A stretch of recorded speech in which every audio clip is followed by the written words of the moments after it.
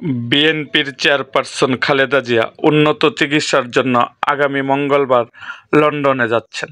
আর London যাওয়ার আগে আজ দলের স্থায়ী কমিটির সদস্যরা তার সঙ্গে বৈঠক করবেন। আজ রবিবার 5ই জানুয়ারি রাত 8টায় বৈঠকটি রাজধানীর গুলশানে খালেদা জিয়ার বাসভবনে অনুষ্ঠিত হবে বলে জানিয়েছেন বিএনপির মিডিয়া সেলের সদস্য সাইকুল কবির খান। খালেদা জিয়া আগামী মঙ্গলবার 7 জানুয়ারি রাত 10টায় লন্ডনের উদ্দেশ্যে ঢাকা ছাড়বেন। লন্ডন থেকে তিনি যুক্তরাষ্ট্রে যাবেন আরও উন্নত চিকিৎসার জন্য।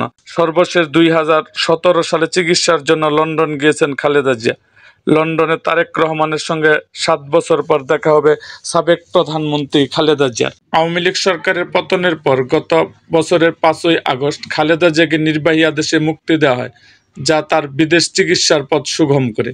জানা গেছে, লিভার সিরিয়াস সহ একাধিক স্বাস্থ্য জটিলতায় ভুগতে থাকা 79 বছর বয়সী খালেদা জিয়া লন্ডনে 2 মাস অবস্থান করবেন। এরপর তিনি যুক্তরাষ্ট্রের মেরিল্যান্ড অবস্থিত জন হপকিন্স ইউনিভার্সিটি হাসপাতালে চিকিৎসা নেবেন। এই সফরে বিএনপির চেয়ারপারসনের সঙ্গে 15 সদস্য একটি প্রতিনিধি দল যাবেন।